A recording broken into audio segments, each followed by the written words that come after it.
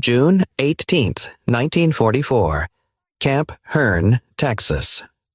The smell reached us before we saw anything. It drifted slowly across the gravel yard, warm and unfamiliar, carried by the dry Texas air that pressed down on our shoulders like a weight. It moved past the wooden barracks, slipped through the gaps in the barbed wire, and settled around us as we stood in line under the sun. Not sharp, not sour, not the thin, metallic scent of soup water or boiled roots that had defined our days for months. This smell was round, soft, almost bright. I remember thinking, with a strange irritation, that it did not belong here. Prison camps, as I understood them, were supposed to smell of sweat, damp wood, disinfectant, and fear. They were supposed to smell empty. This did not. Whatever it was, it carried fullness with it, a kind of quiet confidence that made my stomach tighten before my mind could catch up. The Texas sun burned the back of my neck. The gravel beneath my boots radiated heat, each stone holding onto the morning like it refused to let go. Somewhere nearby, a truck engine idled, slow and patient. Wood scraped against wood. A crate lid shifted. I did not yet know what the smell was. That was the most frightening part. This stories aren't about how America won the war, but about how America treated its enemies who fought on the battlefield. If you're truly proud of that, please subscribe to the channel and keep following us. For 8 months, fruit had not existed in my world. Not as food, not as taste, not even as memory I trusted. Fruit was something from before ration cards shrank, before supply trains stopped coming, before we learned to measure life in ladles of gray soup and slices of bread so thin they felt more like apologies than meals. Fruit belonged to childhood kitchens and markets that no longer existed, to colors I was no longer sure were real. So when the scent reached me, my mind rejected it outright. It searched for explanations that fit the rules I had learned to survive by. Maybe it was cleaning supplies. Maybe it was animal feed. Maybe it was something chemical, something meant to confuse us. I watched the women beside me shift their weight, their faces tight and unreadable, each of us pretending not to notice the same impossible thing. The Americans did not shout. They did not hurry. I stood there holding the apple longer than made sense. The sun climbed higher, the gravel burned hotter, and still no one moved. It was as if time itself had slowed, waiting to see who would make the first mistake. I could feel the weight of the apple in my palm, solid and undeniable, yet my body refused to accept it as real. Around me, other women stared at their hands as if they were holding something dangerous. That was when the fear arrived. Not the sharp kind, not panic, the old kind, the trained kind. The kind that had been planted years earlier and watered carefully until it grew roots too deep to pull out. Before we surrendered, before the lines collapsed and the maps stopped making sense, an officer had gathered us in a concrete room with no windows. His uniform was still clean then, pressed, the insignia sharp against the fabric. He spoke calmly, deliberately, as if explaining a technical detail rather than preparing us for captivity. "The Americans," he said, "will not beat you with sticks. They are more clever than that." He paused, letting the silence do its work. "They will feed you. They will offer comforts. And they will watch how you react." Food, he told us, was their weapon. They would use it to humiliate us, to soften us, to make us forget who we were. Anyone who accepted it too quickly would be marked.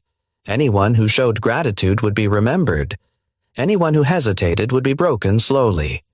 "Do not eat first," he warned. "Do not show relief. And never forget that nothing they give is free." Those words returned now with terrifying clarity. Holding the apple, I imagined invisible eyes tracking every movement. I imagined lists, notes, names quietly recorded somewhere beyond the fence. My fingers tightened reflexively and I forced myself to loosen them again, afraid that even that small reaction might betray me. Was it poisoned? Was it a test? Was this the moment we were meant to fail? The fear was not abstract. It was precise, rehearsed, practical. We had been trained to expect cruelty disguised as kindness, to expect that humiliation would come wrapped in generosity. I looked down the line. No one had bitten yet. That felt like safety. I watched an older woman a few places ahead of me lift the apple toward her face, hesitate, then lower it again as if she had burned her hand. Her jaw clenched, her expression flat, disciplined. I recognized it immediately. The look of someone obeying an order long after the officer who gave it was gone. We had learned fear well. By 1944, Germany no longer pretended otherwise. At home, fruit had disappeared first. Apples became rumors. Oranges became stories. Even potatoes were rationed so tightly they felt borrowed rather than owned. Civilian meals had been reduced to what could be stretched, scraped, or salvaged. Turnips replaced everything. Potatoes were boiled until they surrendered their last usefulness. Bread arrived gray and damp, cut carefully to hide the mold blooming just beneath the crust. People learned to eat around rot. People learned not to ask. Letters from home had grown shorter, then quieter. When fruit appeared in a memory, it was almost always followed by correction. That was before. That doesn't exist anymore. Hunger taught us to revise our past as much as our expectations. And yet, standing there in Texas, the apples in the crate did not look rare. They did not look precious. They looked normal. That, too, was frightening, because nothing about America had prepared us for this kind of contradiction. We had been told the Americans were wasteful, decadent, undisciplined, that they relied on machines because they lacked will, that their abundance made them weak. And yet nothing about this moment felt careless. The apples were clean, sorted, intact, not thrown, not flaunted. They had not brought them out to impress us. They had brought them out because apparently this was lunchtime. That realization unsettled me more than any threat could have.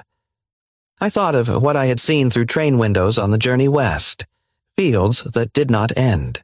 Gardens behind small houses, neat and purposeful, growing food in straight lines as if order itself had been planted into the soil. I remembered passing towns where women bent over backyard plots. Victory gardens, someone had called them, producing vegetables not just for themselves, but for the war effort. I had not understood it then. I was beginning to understand it now. These apples were not special. They were ordinary. That was the problem.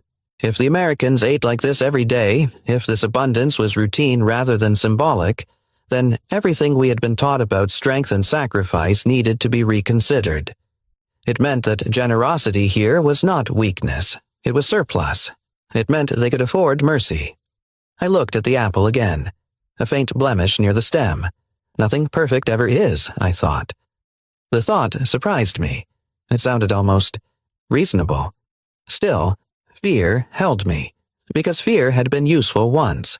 Fear had kept us alive when bombs fell and supplies vanished. Fear had taught us discipline. Fear had told us when to stay silent. But now, fear was doing something else. It was standing between me and a simple act that should not have mattered at all. Eating an apple. The Americans waited, not impatiently, not sternly. They leaned against the truck, talked among themselves, glanced over occasionally without intensity. One man wiped sweat from his forehead and took a sip from his canteen. Another laughed at something I could not hear. No one pointed. No one counted. No one ordered. That absence of pressure began to feel heavier than any command. If this were a test, it was a strange one. There was no obvious correct answer, no signal, no consequence made visible. And that ambiguity gnawed at me. We had been trained for certainty, even brutal certainty. This quiet openness was unfamiliar territory. I realized suddenly that if I bit into the apple, it would not just be eating. It would be choosing to believe something new. And belief was dangerous. Belief had led us here. My heart beat louder in my ears. I remembered my mother's hands peeling potatoes at the kitchen table, saving the skins because they still held something useful. I remembered how she had stopped asking for fruit long before it disappeared. Asking made hunger sharper. Accepting made it dull. Across the yard, a breeze lifted dust into the air. It settled on my sleeve, on the apple's skin. I brushed it away, instinctively, then froze, embarrassed by the gesture. Caring for it felt like a kind of surrender. I thought of the officer's voice again. They will feed you to humiliate you. But humiliation usually came with laughter, or cruelty, or spectacle. There was none of that here, only waiting. And the longer they waited, the more something inside me shifted. Not hope, not yet, but doubt. Doubt in the certainty we had been given. I wondered, for the first time, if fear itself had been the weapon all along. Not American fear, but ours. The apple rested in my hand, unchanged, and slowly, uncomfortably, I began to suspect that whatever the Americans were doing here, it was not about breaking us. It was about letting us break ourselves free from something far older and far more fragile than hunger. The thought frightened me more than any poison ever could. A few of them stood near the truck in wide-brimmed hats, their sleeves rolled up, their posture loose in a way that still unsettled me. One leaned against the side of the vehicle, chewing slowly, as if this moment required no particular effort. Another lifted the lid of a wooden crate and let it rest there, open, exposed. That was when I saw the color. Red, yellow, green, whole, unbroken, apples, not slices, not bruised scraps cut small to make them easier to divide and harder to steal, not boiled down into something unrecognizable. These were apples the way they were meant to be, round, firm, their skins catching the sunlight as if they had never known hunger. My first thought was not hunger. It was disbelief. My second thought was fear, because the apples were too perfect. Nothing in our lives had been perfect for a long time. Perfection suggested intention. It suggested planning. It suggested a trick. For 8 months, my body had learned to accept less without complaint. It had learned that wanting too much was dangerous. But my mind froze completely in that moment. It could not reconcile what my eyes were seeing with what I knew to be true. One apple rolled slightly as the truck shifted, bumping gently against another. The sound was small, solid, real. No one moved. I realized then that I had been holding my breath. A woman, 2 places down from me, whispered something under her breath in German, a wordless sound that might have been a prayer or a warning. Another clenched her hand so tightly her knuckles went pale. I felt a strange pressure behind my eyes, not tears yet, but something close. I was not shocked because I was starving. I was shocked because my mind refused to believe that the world still contained things like this. An American voice spoke, calm, unremarkable, almost bored. I did not understand the words at first. Then a translator repeated them, his tone careful, neutral. They are for you. No explanation, no conditions. Just that. I stared at the apples as if they might change shape if I looked too long. My thoughts scattered, colliding with memories I had not touched in years. A kitchen table, a bowl of fruit. My mother cutting slices without counting them. The memory felt dangerous, like stepping onto ice that might not hold. I remember thinking that this could not be about kindness. Kindness did not survive war. Kindness was what propaganda promised would disappear first. And yet, here it was, sitting in a wooden crate on a Texas morning, unguarded, unperformed, unashamed. In that moment, standing there with sweat on my spine and dust in my mouth, I understood something without fully grasping it yet. This was not a story about victory. These stories are not about how America won the war, but about how America treated its enemies who fought on the battlefield.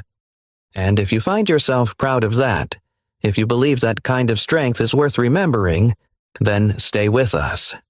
subscribe, and keep following these stories. Because what happened next would change how I understood power forever. The apples were passed out one by one. No numbers were taken. No one rushed us. The Americans watched, but not in the way guards usually watch prisoners. Their eyes were not sharp.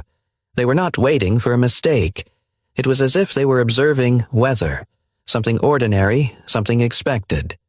When the apple was placed into my hands, I almost dropped it. It was heavier than I expected, cool against my palms despite the heat. I turned it slowly, inspecting it for flaws, for hidden rot, for something that would make this make sense.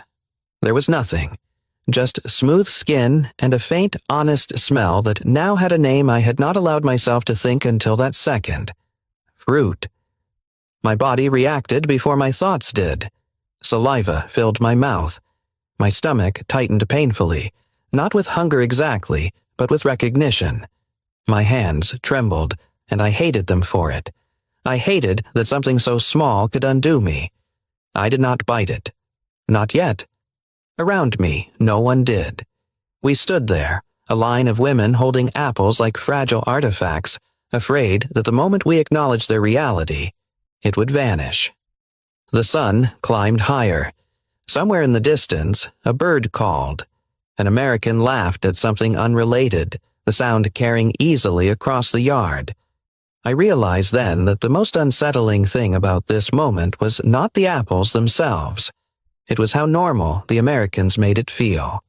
As if giving fruit to enemy prisoners was not an act of mercy or strategy or spectacle, but simply the way things were done. And that realization frightened me more than hunger ever had. No one told us what to do next. That was the first thing that felt wrong. After years of living by commands, spoken, implied, or feared, I kept waiting for an order that did not come. The apples sat in our hands. The Americans stood nearby. Time passed, and still nothing happened. It felt like the moment just before punishment, when silence stretches so thin it becomes a sound of its own. But the punishment never arrived. One of the cowboys shifted his weight, reached into the crate, took an apple for himself, and bit into it. Hard. The sound was loud in the quiet yard, a clean, unmistakable crunch. Juice ran down his wrist, catching the sunlight. He chewed without hurry, jaw working steadily, eyes half closed against the brightness. When he finished the bite, he wiped his hand on his jeans and reached for another. That was it. No announcement, no explanation, no moral lesson. Just a man eating an apple. Something in my chest loosened, almost against my will. If this was a performance, it was the worst one imaginable. No emphasis. No audience awareness. No care for whether we were watching or not. He ate the apple the way people eat when they are not trying to make a point. Because they are hungry. Because it is there. Because it is normal. "They're yours," another American said, as if the moment needed clarification. That was the sum of it. Not "you should be grateful," not "this proves something," not "remember who gave this to you." Just possession. Just permission. I had expected kindness, if it came at all, to arrive dressed as instruction. I had expected speeches about decency or democracy or mercy. Instead, what unsettled me most was how little the Americans seemed to care whether we understood what they were doing. They did not need us to acknowledge it. That, I began to realize, was the point. A woman beside me finally lifted her apple again.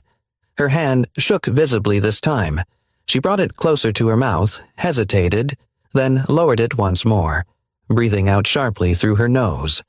I felt the same hesitation rise in me, that final resistance before something irreversible. I was still watching the cowboy when another small, almost invisible moment slipped past the line. A woman dropped her apple. It hit the gravel and rolled, picking up dust. She froze, staring down at it as if she had committed a crime. For a heartbeat, I expected shouting, a reprimand, something sharp and corrective.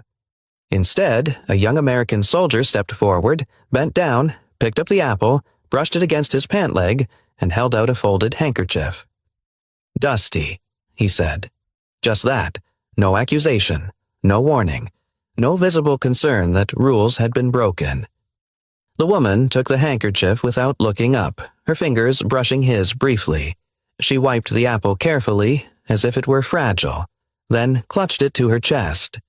The soldier stepped back and returned to where he had been standing, as if nothing worth remembering had occurred. That moment stayed with me, because it told me something no speech ever could. The Americans were not being kind to prove they were good. They were being kind because, to them, this was simply how strong people behaved. I thought about what I had seen since arriving in this country.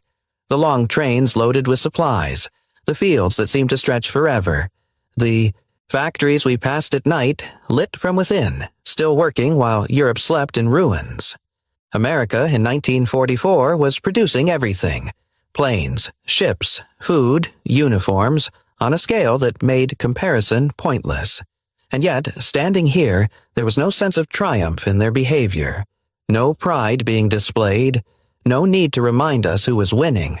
That was what unsettled me most. Power, as I had known it, demanded recognition. It insisted on obedience. It reminded you constantly of its presence.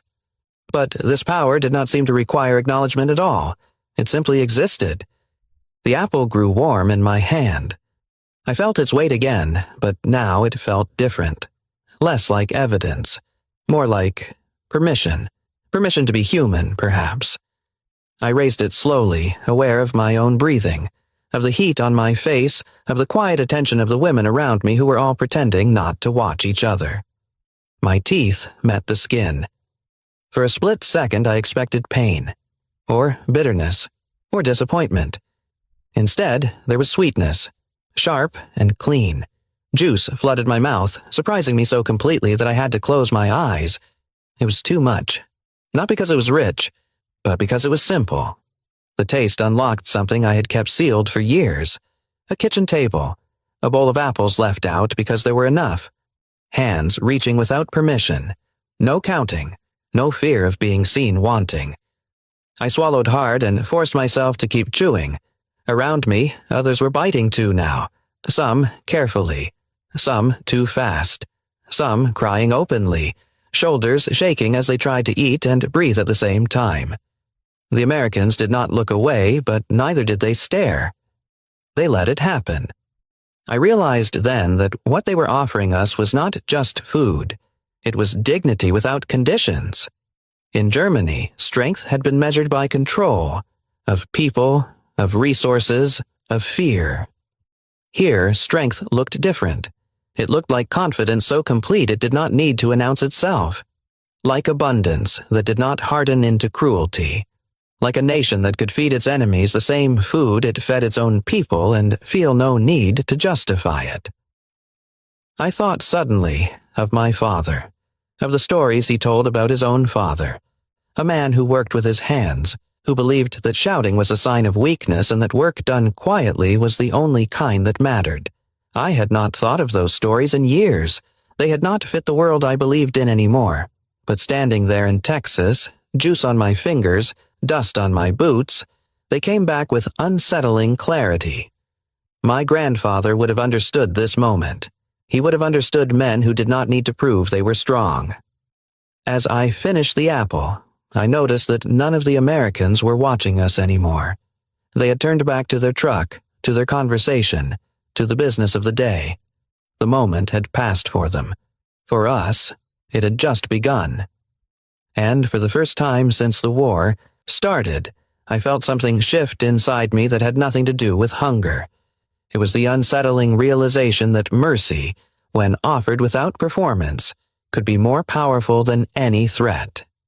And that frightened me, because it meant everything I had been taught about strength might be wrong.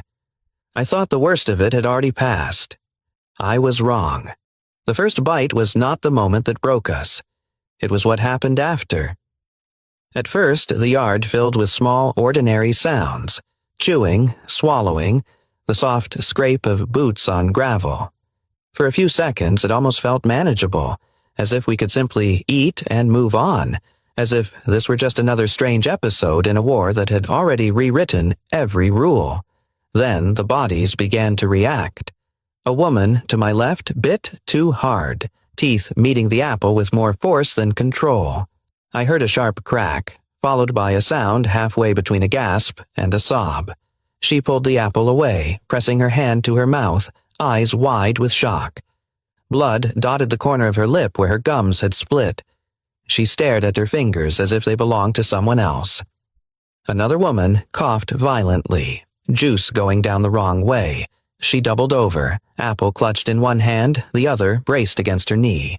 The coughing turned into retching, the retching into tears she could not stop. Her shoulders shook as if her body no longer recognized the difference between choking and crying. Someone laughed suddenly, a short, hysterical sound that startled all of us. It cut off just as abruptly, replaced by weeping so raw it made my chest ache. That was when I understood. It was not hunger doing this, it was memory. Our bodies had not forgotten how to starve. They had forgotten how to receive. I took another bite, smaller this time, trying to be careful, trying to be civilized. My teeth sent a sharp, unfamiliar pain through my jaw. I froze, apple still between my fingers, stunned by the sensation. The pain was not severe, but it was wrong in a way that startled me. My mouth, like the rest of me, had adapted to deprivation. Soft foods, thin soups, bread soaked until it surrendered. Freshness was a shock. I chewed slowly, forcing myself to breathe through it, but my throat tightened anyway. Juice filled my mouth too quickly. I swallowed at the wrong moment and began to cough, sharp and uncontrollable. My eyes watered. The sound echoed embarrassingly loud in my own ears. For a split second, I felt anger. At myself, at the apple, at the weakness of this reaction. Then the anger dissolved into something far more frightening. Grief. Because as I stood there coughing and wiping my eyes, it became painfully clear that we did not remember how to eat an apple. Not properly. Not without fear. Not without calculation. We had forgotten the simple, unthinking trust that food would not hurt us. I lowered the apple and looked at it as if it had betrayed me. My hands were trembling now, the tremor spreading up my arms, settling deep in my chest. Around me, women were crying openly, no longer trying to hide it. Some turned away, ashamed. Others stared straight ahead, tears running down their faces without sound. The Americans did not intervene. They did not rush forward with instructions or concern. They let it happen. That, too, was unbearable, because there was nothing to fight against. I took another bite, determined now, almost stubborn. I chewed carefully, swallowing before taking the next. The sweetness was still there, but it no longer felt gentle. It felt overwhelming, like a voice raised too suddenly after years of silence. Halfway through the apple, something inside me shifted. Without thinking, I stopped. I looked down at what remained, smooth, pale flesh exposed, juice glistening in the sun, and a single automatic thought surfaced. Save it. My hands moved before I was aware of the decision. I slipped the remaining half of the apple into the pocket of my jacket, pressing it flat against my ribs. The fabric grew damp immediately. Cold juice seeped through the cloth, startling against my skin. I felt relief. Instant, undeniable relief, and with it came shame so sharp it made my stomach clench. I had not decided to save it. My body had. It was the same reflex that had taught me to hide crusts of bread, to swallow slowly so hunger would not return too quickly, to plan meals that did not exist yet. It was the reflex of someone who did not believe in tomorrow. I realized, standing there with apple juice soaking into my uniform, that my body was still living in a world where food vanished without warning. That was when the cowboy spoke. He was older than the others, his face lined, his voice calm and unhurried. He had been watching quietly, not with suspicion, but with something like recognition. "There will be more tomorrow," he said. Just that. No emphasis, no reassurance layered with explanation. There will be more tomorrow. The words hit me harder than the apple ever could. I felt my throat tighten instantly, my breath catching so suddenly it hurt. My hands clenched at my sides, fingers digging into the damp fabric over my ribs. For a moment, I thought I might collapse. Tomorrow. It was a word I had stopped trusting. Tomorrow was when rations were cut again. Tomorrow was when trains did not arrive. Tomorrow was when letters stopped coming.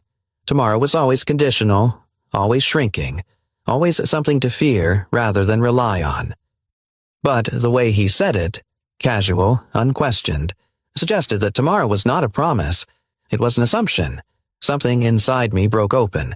I bent forward sharply, pressing my forehead into my palm, the sun suddenly too bright, the yard too large. Tears came without warning, hot and unstoppable, sliding down my face as my shoulders shook. I did not try to stop them. I could not. Around me, others were crying too now, some quietly, some openly, some with the helpless sounds of children who had fallen and did not yet know if comfort was coming. No one told us to stop. No one told us to compose ourselves. The Americans stood there, letting our collapse unfold, not out of indifference, but out of respect. They did not need to rescue us from it. They seemed to understand that this breaking was part of the repair. I wiped my face with the back of my hand and looked up again, my vision blurred.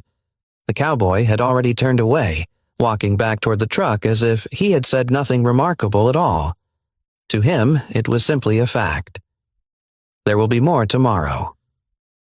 I thought of my mother, standing at the stove years ago, stirring a pot that was never quite full enough.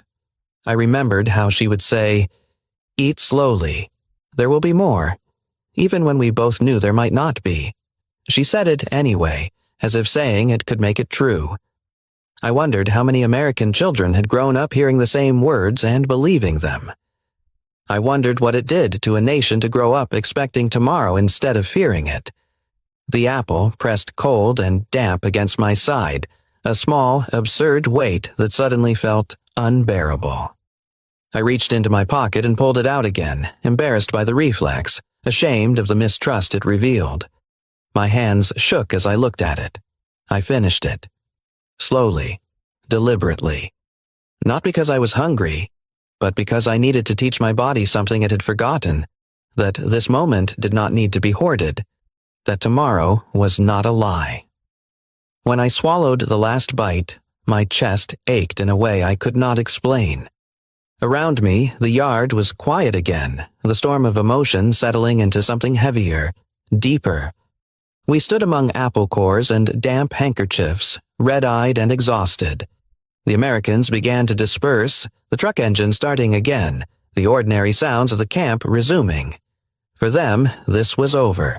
For us, it was not. Because something fundamental had collapsed inside us. Not our strength, not our discipline, but our certainty.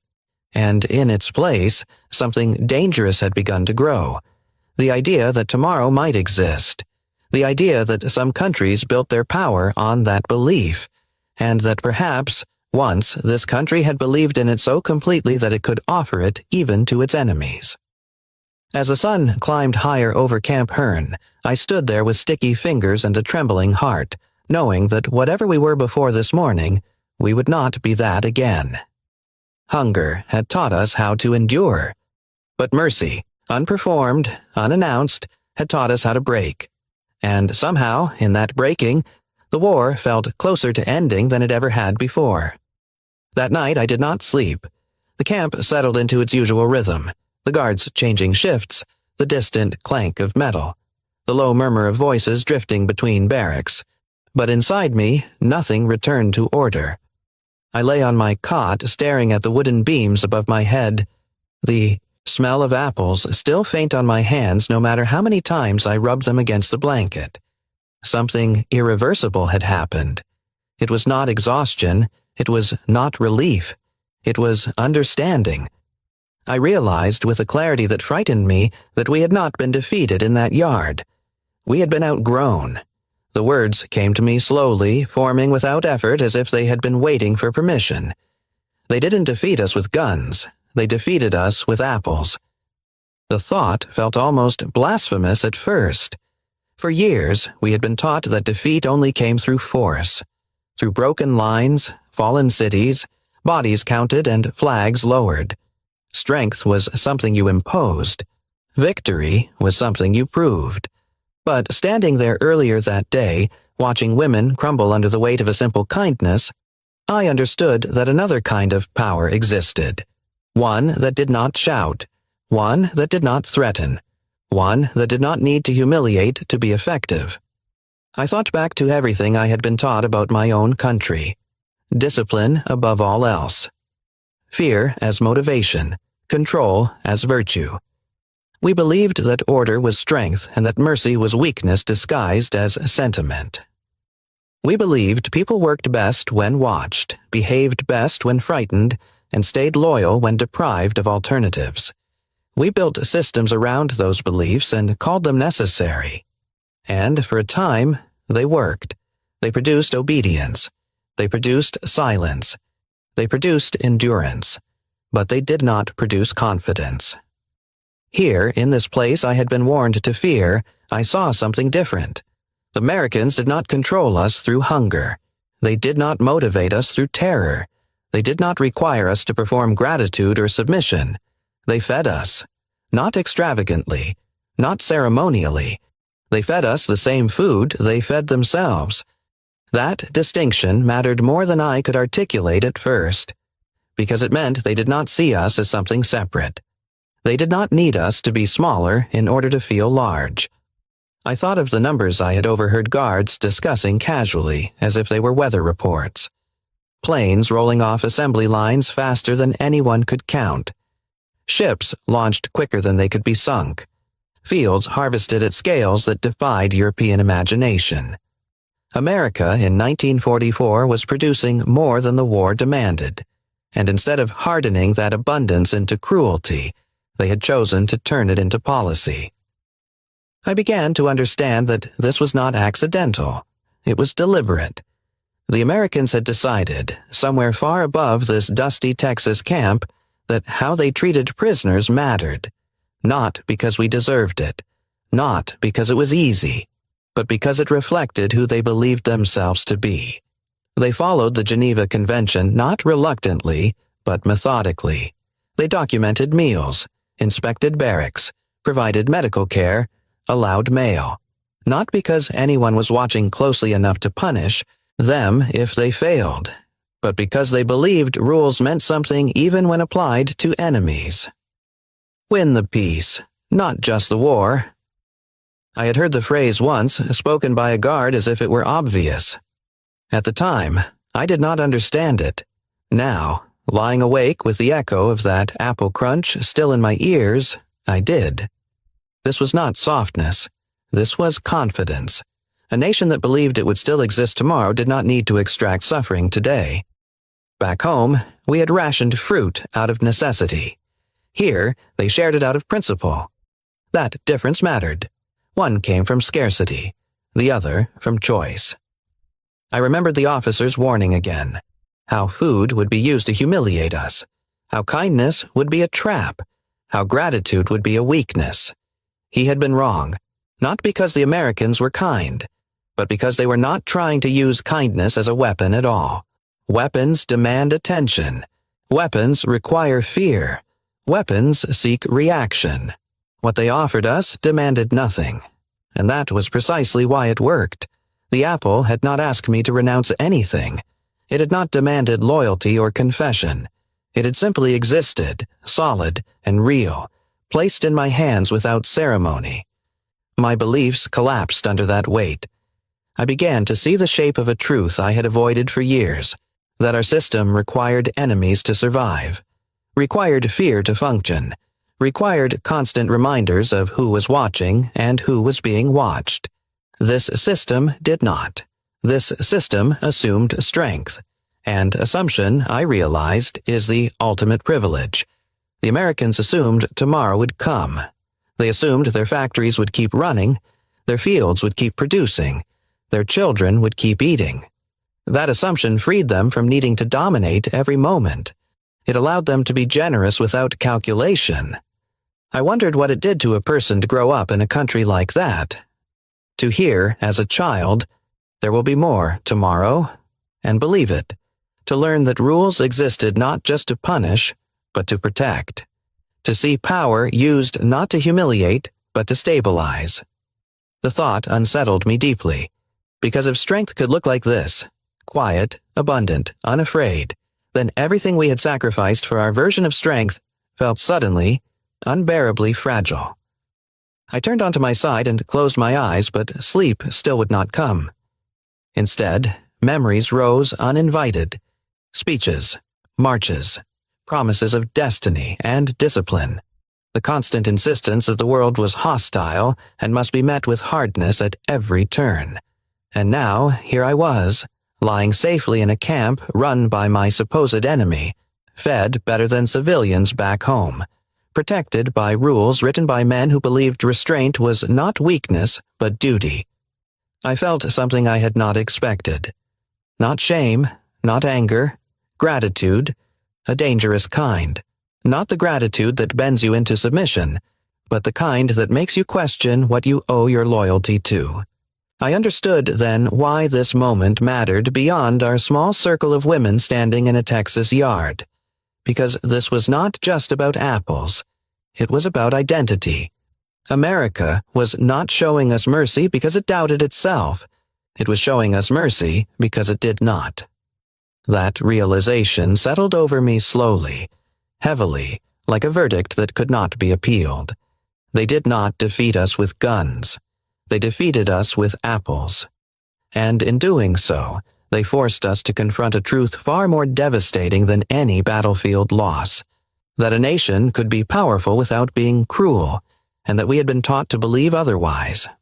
As the night stretched on, I knew that whatever happened next in the war, whatever borders shifted or flags fell, something inside me had already surrendered.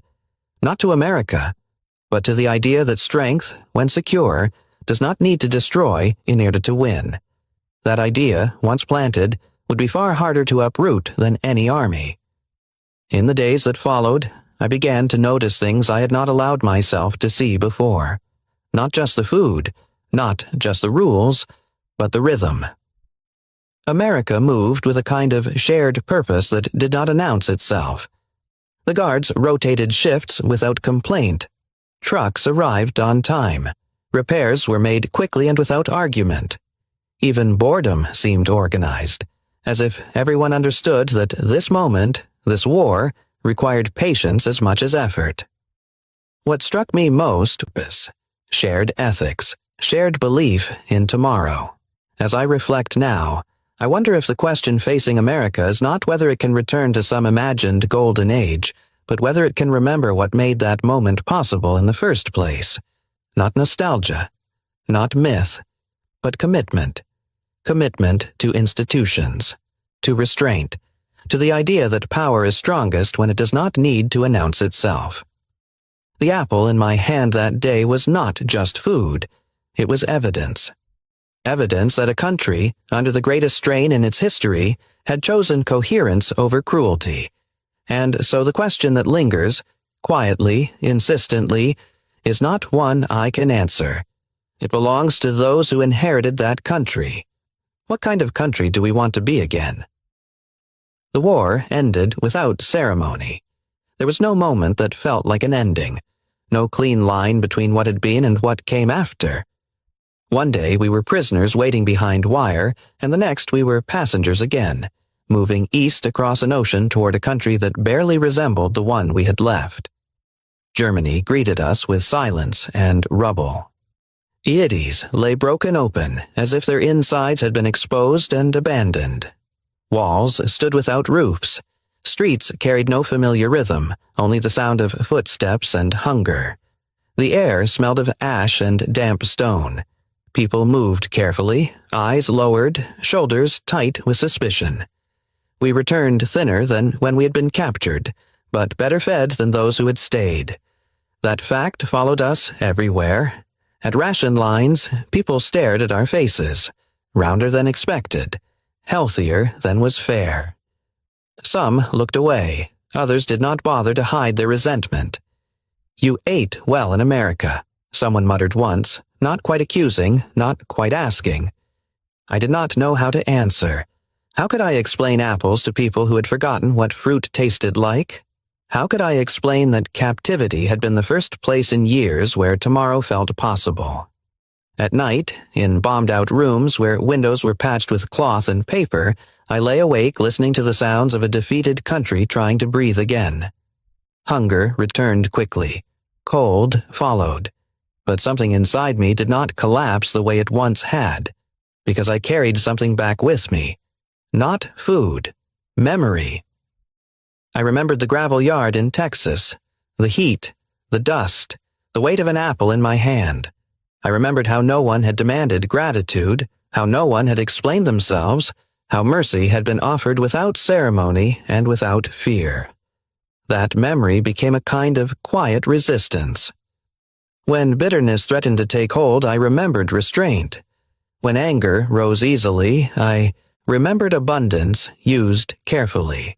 When despair whispered that cruelty was the natural order of things, I remembered that I had seen proof otherwise. Years passed. Life rebuilt itself unevenly, stubbornly. Families formed. Children were born.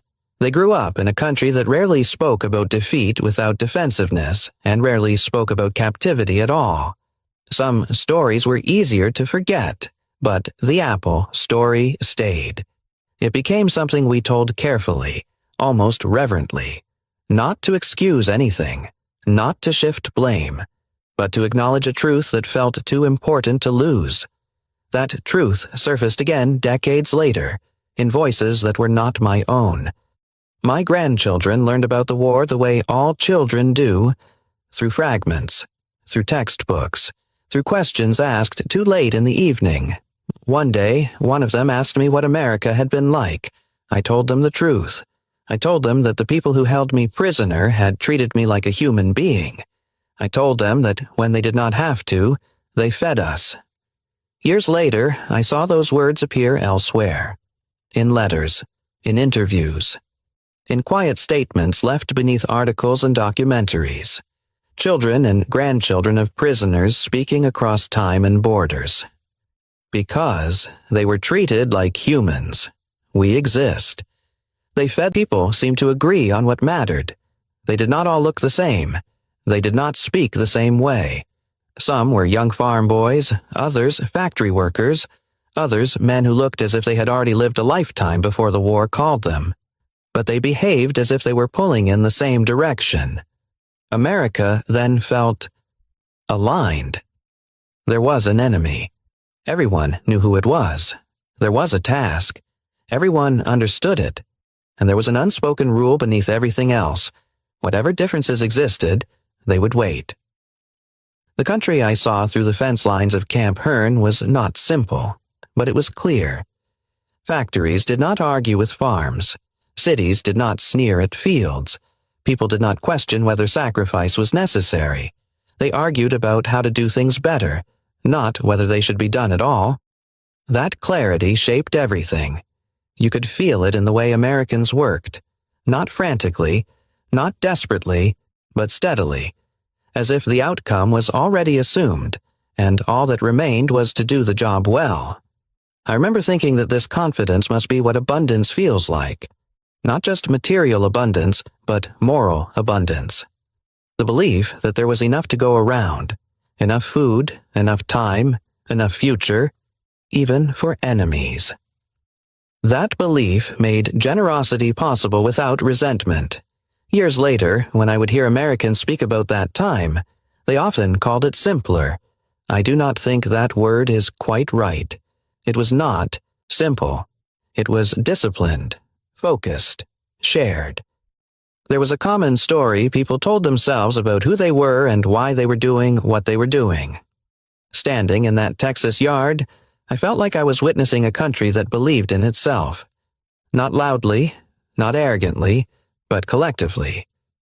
And I wonder now, often, what happened to that feeling, because even then I sensed that it was fragile. I sensed it in small ways, in conversations overheard, in letters guards received from home, in worries about sons overseas and wives working long hours in factories. Unity did not erase fear or grief, it organized them. But unity required something rare. Trust. Trust that the person next to you was sacrificing too. Trust that the rules applied to everyone. Trust that tomorrow was not just promised, but being built. It is impossible for me to speak about America now without acknowledging that I am an outsider looking back. My view is shaped by memory, by distance, by the shock of contrast. But perhaps that distance gives clarity. When I listen to Americans today, I hear doubt where there was once assumption. I hear suspicion where there was once cooperation. I hear arguments not about how to win together, but about whether there is still a together at all. The factories that once roared day and night are quieter. The farms still produce, but fewer people feel connected to them. Work feels divided into categories that compete rather than complement. People speak of each other with caution instead of confidence. Most striking of all, I hear uncertainty about the future. Not fear of an enemy across the ocean, but fear of one another. That is a different kind of war. In 1944, America's strength came from believing it could absorb hardship without tearing itself apart. That belief allowed it to treat prisoners humanely, to plan beyond immediate victory, to think in decades instead of days. Today, I hear Americans asking whether kindness is still affordable, whether generosity is still safe, whether rules still bind everyone equally. Those questions would have been unthinkable in the camp where I stood holding an apple. Not because the people were better, but because the story they shared was stronger. I think often about that phrase the cowboy used so casually. There will be more tomorrow. It was not optimism. It was infrastructure. It was factories and fields and railroads and trust stitched together into something durable. It was the belief that if you did your part today, the system would hold. When that belief weakens, everything else begins to feel risky. Generosity becomes suspect. Mercy feels naive. Restraint looks like weakness. And yet, I know, because I lived it, that America was once strong enough to reject that fear. Strong enough to believe that treating enemies like humans did not diminish victory. It secured it. I do not say this to scold. I say it because memory carries responsibility. The America I encountered in 1944 did not agree on everything, but it agreed on enough. Enough to produce at unimaginable scale, enough to send millions overseas, enough to feed prisoners apples without expecting applause. That agreement did not come from perfection. It came. They fed them when they didn't have to. Each time I read those words, something in my chest tightened, because gratitude, when it arrives generations later, carries a different weight. It is not emotional, it is factual. It says, this decision mattered.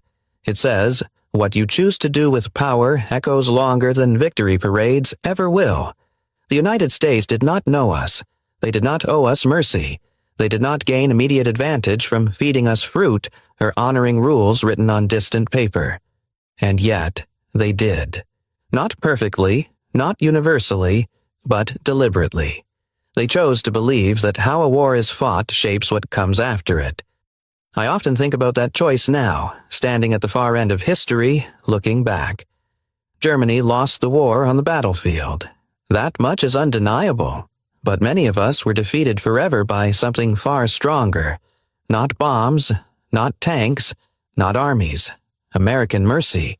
It defeated the lie that cruelty is strength. It defeated the belief that fear is the only way to rule. It defeated us by forcing us to confront a version of power that did not need to destroy in order to prevail.